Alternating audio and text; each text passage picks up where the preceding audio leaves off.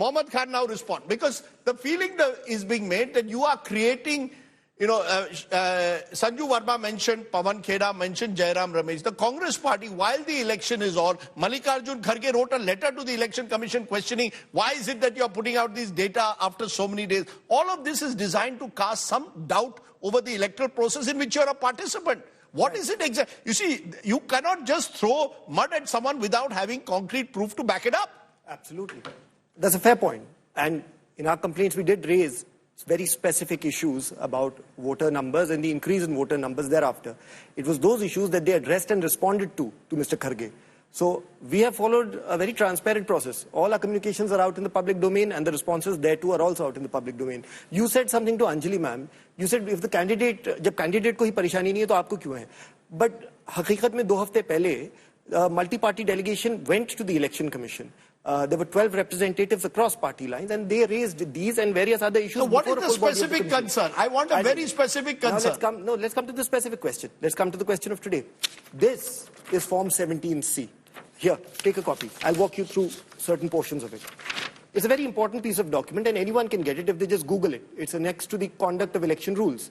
I want you to look at 3 things in this. The total number of voters, that is at item 1. Yes. The total number of votes entered in the register for voters.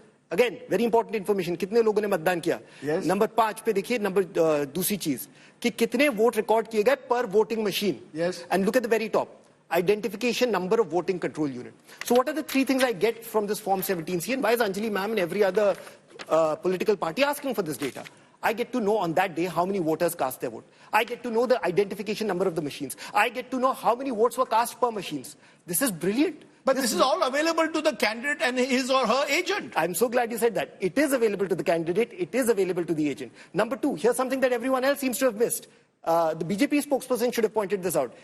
Under the conduct of election rules, you and I can make an application to the Election Commission. And upon the payment of a very small fee, we can get our own copy of this data. So if it is available, and if there is no big secret about it, why is the Election Commission coming up with these contrived reasons that people will morph the data?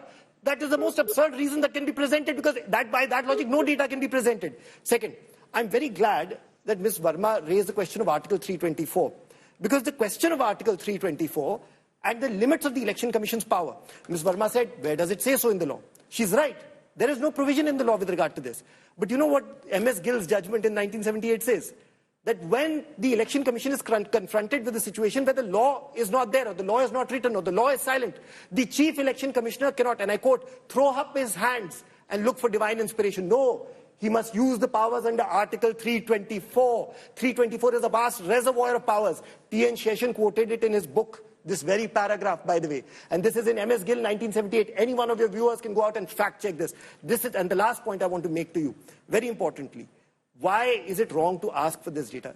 If they have it, candidates have it. It will increase trust in the process. And finally, do you know the Election Commission rightfully spends crores of rupees on nationwide campaigns to encourage voter participation. They do it in a wide myriad and a very dynamic number of ways, coming up with innovative campaigns, etc. Show me where in the law that's prescribed.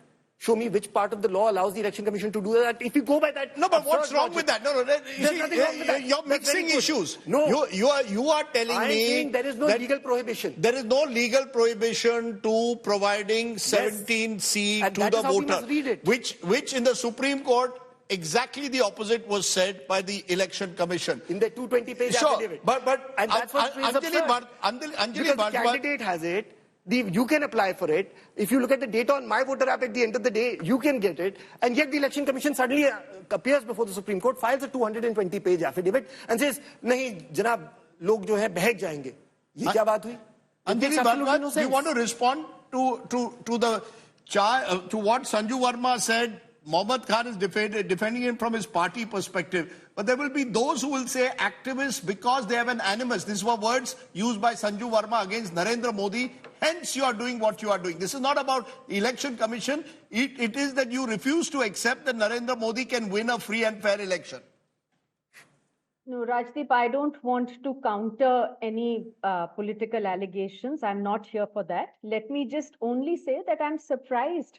I thought that all political parties, including the ruling party, should welcome greater transparency in all institutions. I mean, after all, the Prime Minister says we are the mother of democracy. Why should not there be transparency in democracy? One of the most basic fundamental constitutional rights, which the Supreme Court has upheld for decades, is the right to information. And what are people seeking? Let's just come back to the fundamentals.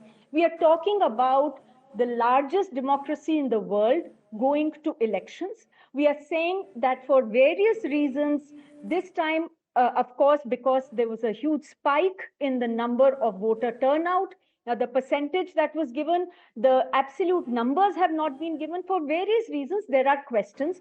All that is being sought is basic authenticated information on voter turnout. We know that in every polling station in the country, there is a presiding officer.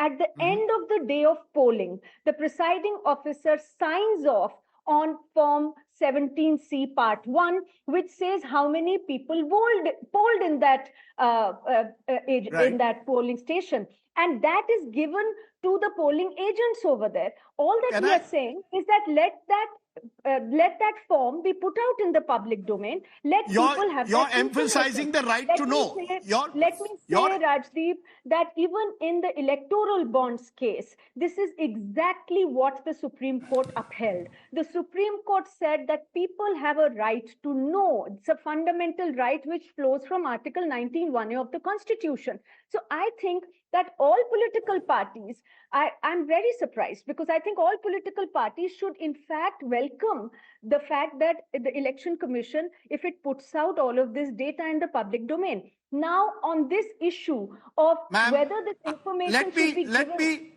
You made your point, ma'am. You made your point on the right to know. I need Sanju Verma to respond on the other controversy that I raised, the Model Code of Conduct. Sanju Verma, yesterday the Election Commission made it clear, wrote back to Jagat Prakash Nadda, also wrote to Mallikarjun Kharge saying they feel prima facie the comments which have been made during the election campaign are of a manner that clearly violate the Model Code of Conduct and should not be repeated. They have not banned the Prime Minister from campaigning, unlike they banned Abhijit Gangopadhyay, your candidate in Bengal. But they have sent these strong words. Do you believe that this will, in some way, is this a stricture on your leadership? Or you believe सब कुछ चलता है क्योंकि election जीतना है, come what may? Rajdeep, let me very quickly first tell No, please address this. We have limited time. Let's address this. Arey bhai sahab, please, do not heckle me. Let me finish here. Right to Information Act 2005, Section 8 and Section 9 clearly say that your right as a citizen is not absolute. And she quoted Article 19(1)(a). Article 19(1)(a) also says that your fundamental right is not absolute. It is subject to you made that point.